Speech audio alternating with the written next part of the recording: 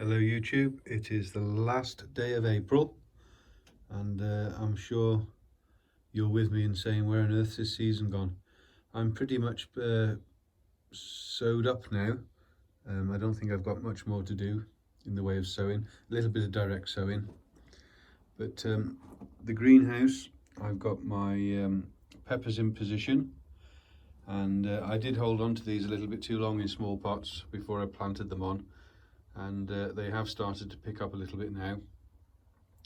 There's no water in the bottom of these quad grows yet. I've just watered the pots and about a week ago, and there's still a bit of moisture in them, so I will let them spread their roots a little bit, but they have come on a little bit to what they were when I first potted them up. I shall be removing this table, and another 2 quad grows will go up this side here. They will have these are some tomato plants, they will go in there. I've got 3 of those, and a single seed challenge.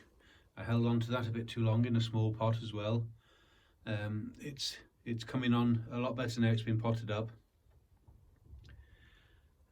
These tomato plants, Steve from Digwell Green Fingers showed a video on how to, when you've got very leggy plants, how to curl them round in a pot. So what I did with these was I shook all the soil off the roots. They were just bare roots, and I curled them round in a pot. And to be fair, they're the best tomato plants I've got compared to the others. So that's definitely a thought for me in the future on how to do that. Steve has some a lot of knowledge. Go and check his channel out. Steve Digwell Green Fingers. You'll learn a lot from him. I've got some chitted seeds that haven't germinated.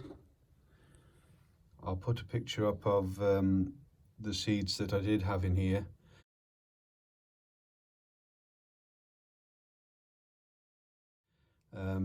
This will come out now. As soon as they start to chit, I put them into damp compost and top up with dry. And as you can see there, those are the ones I did a couple of days ago, and they've. And if you look across the shelf here, you can see that they've. Everyone that I've planted, everyone that chitted and I planted like this, they've all come up. And I shan't be. This is cucumbers, melons, watermelon, and pumpkins and squashes. And there, I forgot all about these. They are crimson crush to go outside. Might be a bit late with them, but they won't get checked. By the time they're big enough to go outside, the temperatures will be perfect for them. So hopefully that will work out. But the chitting has worked well for me. The only couple of things that didn't come were Blenheim orange melon and cucumber defender. So I've resown those. The Blenheim orange melon they're the ones that were chitting, so I've put those in, and I've put all the rest of the packet in fresh. But I've left those ones just in case they do take a bit longer. They've had it about 10 days. This will go into the propagator, and that will chit away for, I'll give them another 7 to 10 days, and then that'll be it. I shan't bother with it again. Sweet potatoes, I'm just going to try one. I have some early potatoes in the polytunnel in buckets, and when they come out, hopefully I'll have one plant ready to go into a pot just to try it, just for a bit of fun. I don't think we do very well for yields off sweet potatoes over here. They require too much heat, but it does get pretty warm in that polytunnel, so I've got room, so I'll just give them a go. And talking of the polytunnel, I shall just give you a quick show of what's going on in there. So the strawberries that I had inside the polytunnel are out here. They have got aphids, green fly on them. You can see they're quite a good sized strawberry on them. So they will be getting a spray of neem oil again. They have had one spray, but I will be giving them another one, so that's why the strawberries are out here. All this is hardening off. It's been out now for 5 days. I was putting it in and out of the greenhouse, but now they've been staying out. But they desperately want a permanent home. And my sunflowers, the seeds, they've come through nicely, good germination. Most of them were old seed. There was 3 pots that didn't come, and I noticed they hadn't got a number on them, so I obviously didn't sow those. Sweet corn that I chitted, I was a bit keen with some of them. The chits hadn't quite started, so some of them haven't come, but I wanted 40 plants and I got 44 there, so that worked out okay, luckily. Runner beans, I got 3 varieties there. They're all chitted. They came first. I put those ones in first, and then these are a Balotti bean, and you can see that they're all starting to push through now. I am keeping these as cool as possible.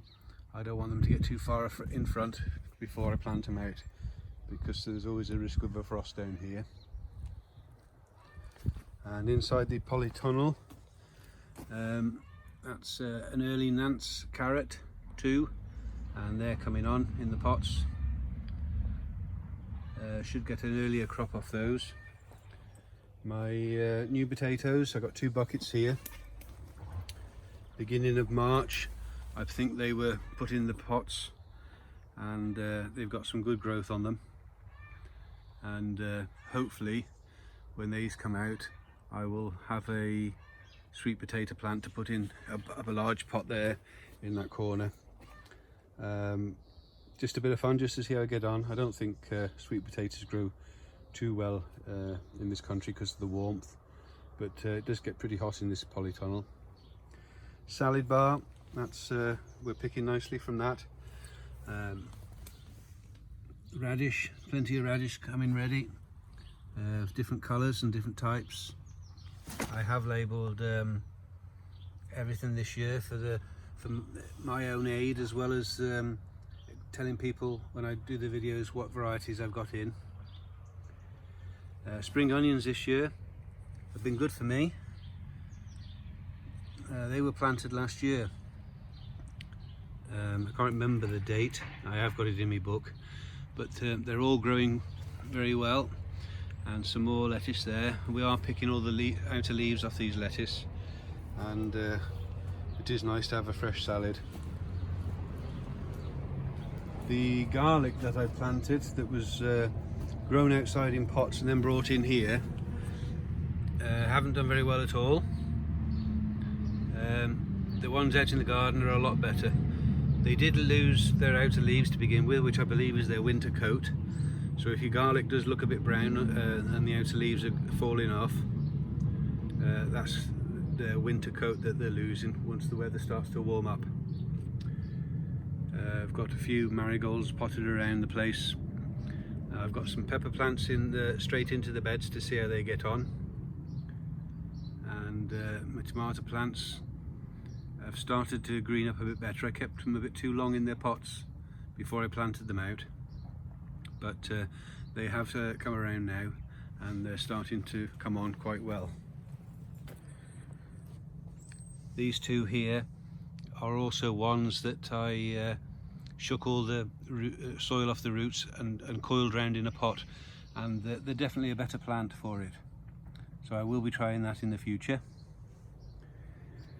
I put all my strings up yesterday for the tomato plants, and they go across to the roof, and I can just pull that to slacken it or tighten it however I wish. And the tomatoes this year will be wrapped around the strings. Usually in the greenhouse I put them up canes, but I won't risk putting canes in here because I know I'll put one through the side of the polytunnel. This one here is black cherry. You can tell it's a potato leaf on it, but I got a feeling that I got that wet when I watered it in, and it was a hot day, and I'm pretty sure that the water has got scorched the leaves.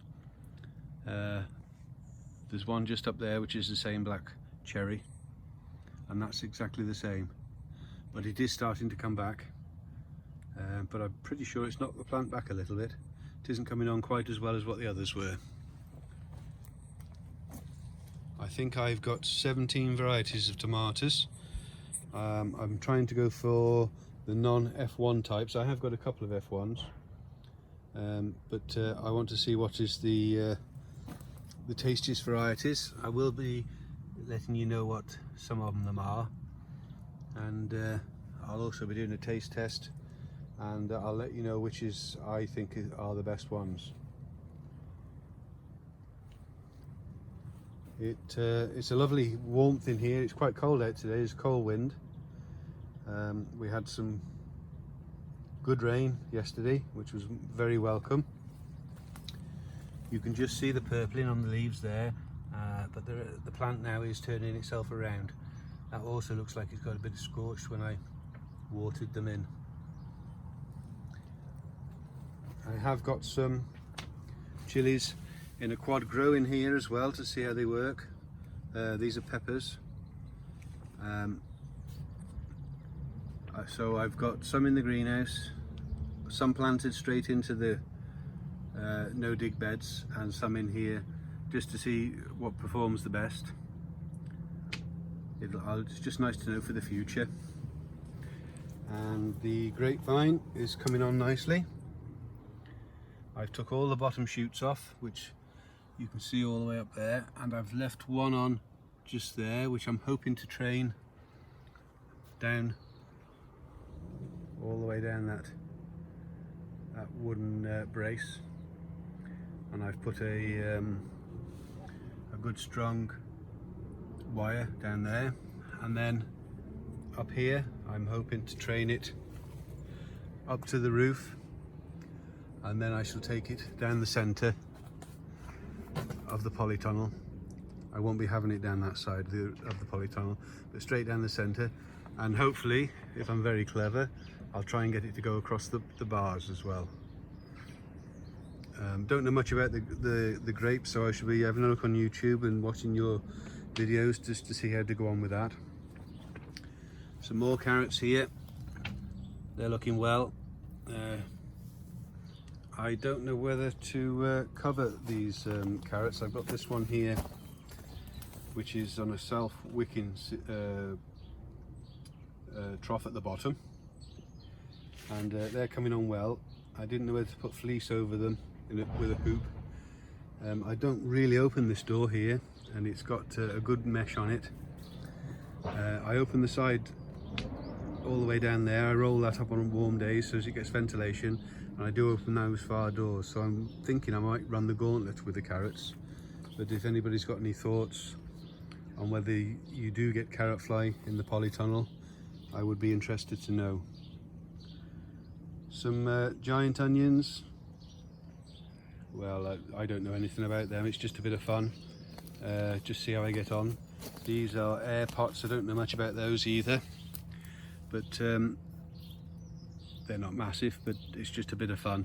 And I have buried the bottoms in there so the roots can go into the no dig beds and get some farmyard manure as well.